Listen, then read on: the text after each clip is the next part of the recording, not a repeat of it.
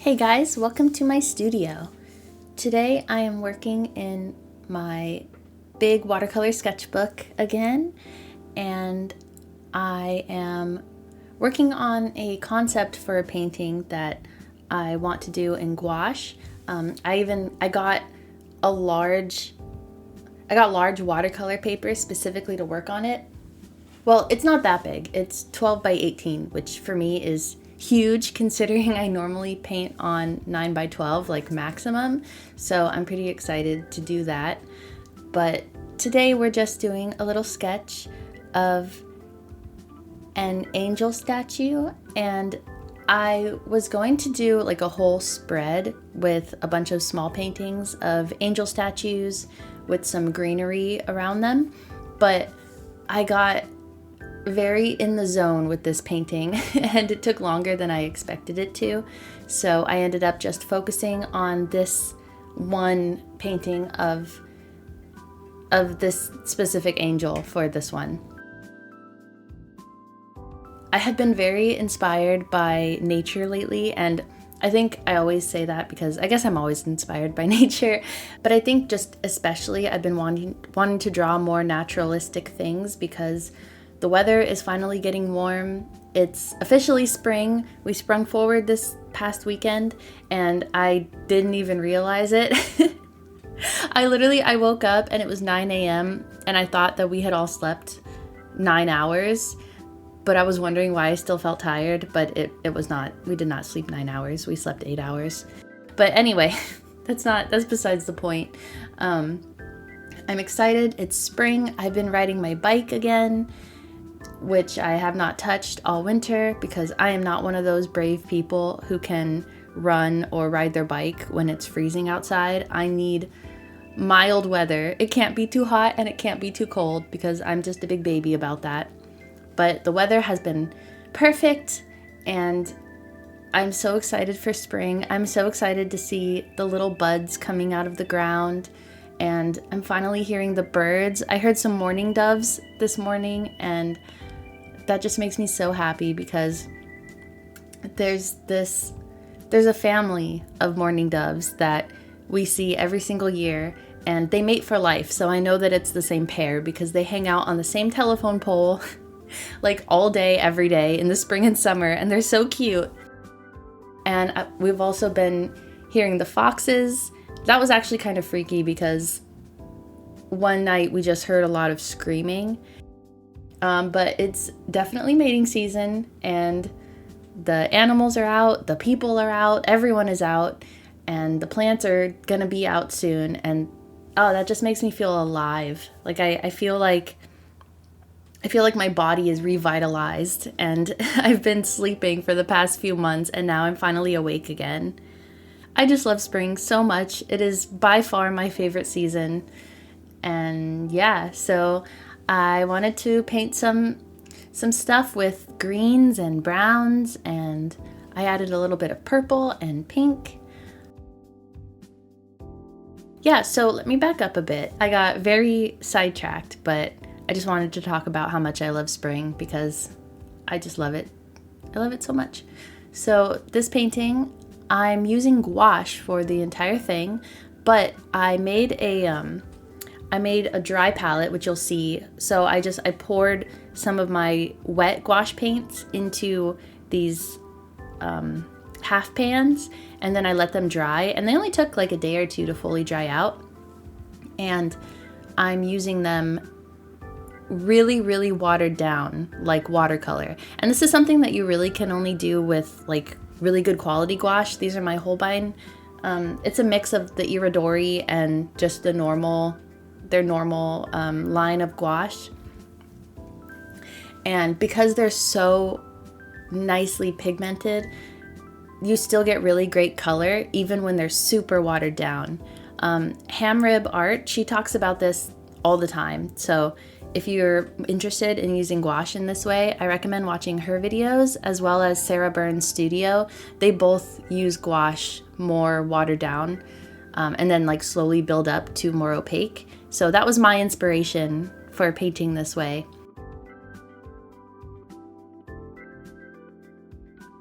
But yeah, so I had a bunch of photos that I used as reference. I had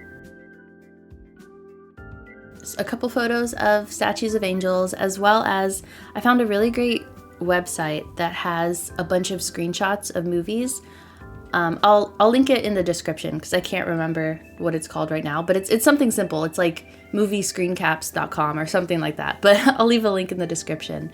But they have some of the movies they have in 4K, but they have at least 1080p screenshots of a bunch of Pixar movies, the Ghibli movies, The Wild Robot, which is what I originally wanted to use that website for, because the artwork in that movie is just absolutely gorgeous. And I'm definitely going to be doing some screen cap studies because I want to study how they did the art style. And I know it's CG, but still the way that they painted the textures is just so lovely, and I would love to try to replicate that a little bit.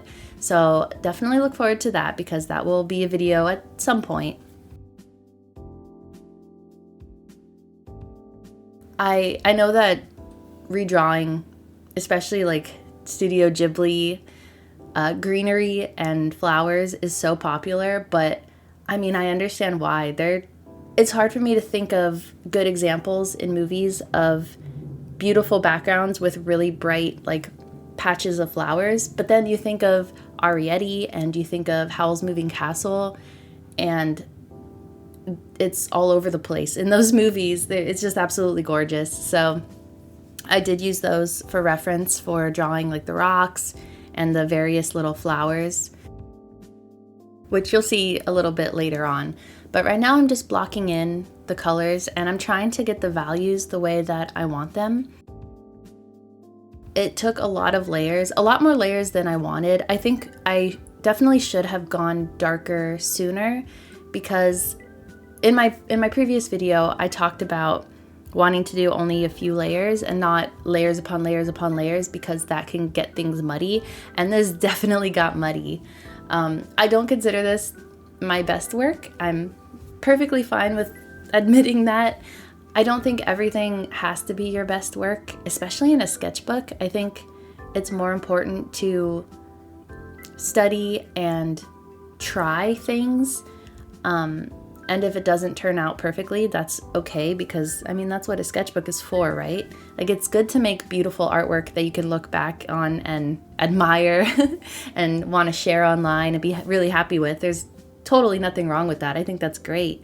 But at the end of the day, a sketchbook is a tool just like anything else. And so I think it's good to use it like a tool and study things that you want to improve at, or try new things that you've never done before. I've never painted a statue, and in general I really haven't painted that many naturalistic things together in a setting.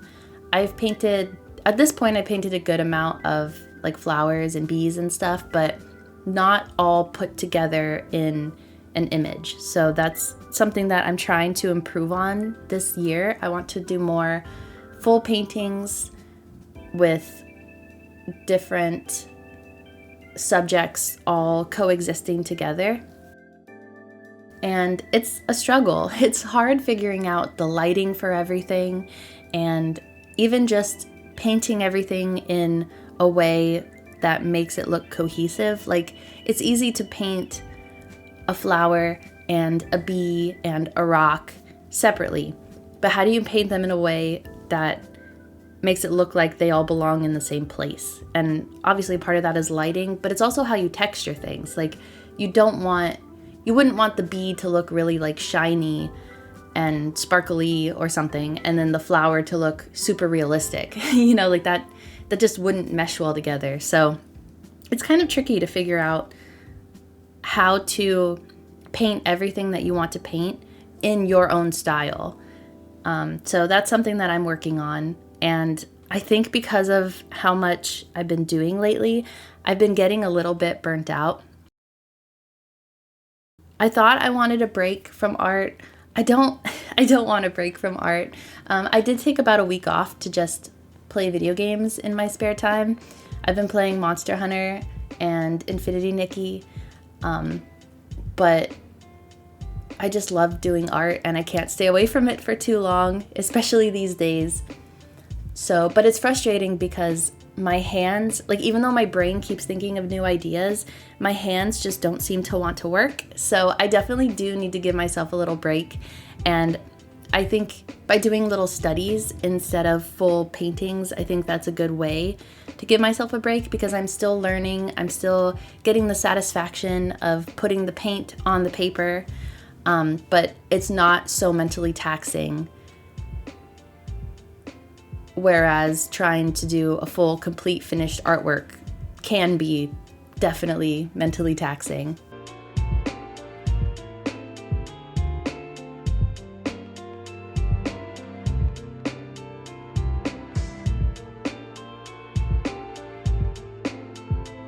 I used basically the same brush for this whole time. It was which one is it? It's the Princeton Velvet Touch Round 8. It's one of my favorite brushes that I own, and I think it's so versatile. You can do big globs of paint and cover like a pretty wide area, at least for a sketchbook like this, it works, or for a smaller painting. Obviously, you need a bigger brush if you had a larger canvas, but for this, it works perfectly, and it has a very nice point, so you can still get a good amount of detail work. I wouldn't use it for lining or anything, but I think for a sketch where you're just trying to get like the big basic shapes and figure out like the colors and the lighting rather than all the detail work, I think using a bigger brush can be perfect because you can block out the colors and the lighting very quickly, whereas if you were using a smaller brush to do that, obviously it would take a lot longer and it would also be very splotchy. And I think using a smaller brush also, it's like a psychological thing. So if you're using a big brush, you can't do tiny details, you just can't. So you have to think more big picture. But if you start with a smaller brush, then you're gonna wanna go in with the small details immediately.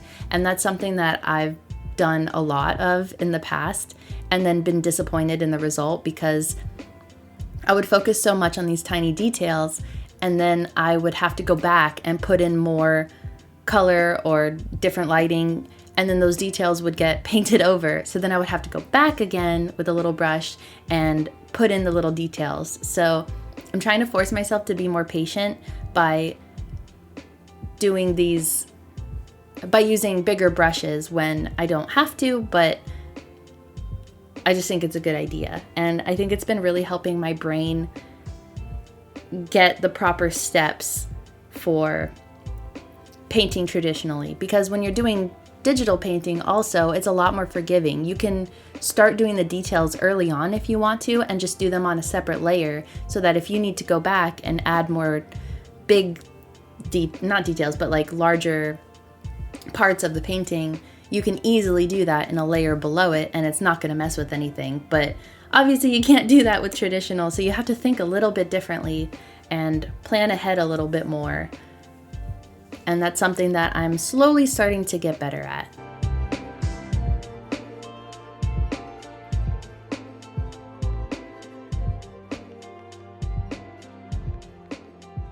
But I do start going in with those little details, and even though none of them are fleshed out, like the little flowers and the grass bits, it was still really fun to do.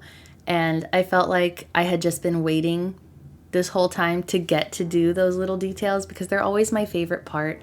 I love doing little dots, and the strokes of the grass is kind of addictive. I think I could have done it all over the painting and just made it super lush and grassy, and I might do that for the real painting that I'm planning that's kind of based on this, but it's going to be a little bit different. I might do that. I might make it like super lush like that. We'll see. I don't want to overdo it, because you don't want too many details and make everything look fuzzy. That's not what I want. But we'll see. Either way, it was a lot of fun doing these little details, and I'm glad that I waited to do them because it really paid off. But with that said, I don't have much more to go over. The rest of this is just me finalizing some details, as well as just darkening a few things and fixing things up a little bit. But I hope you enjoyed this little painting. Let me know in the comments, do you prefer blocking out the big blobs of paint in the very beginning, or do you prefer going in with the little details and finishing everything up? Let me know, and I will see you in the next one. Bye!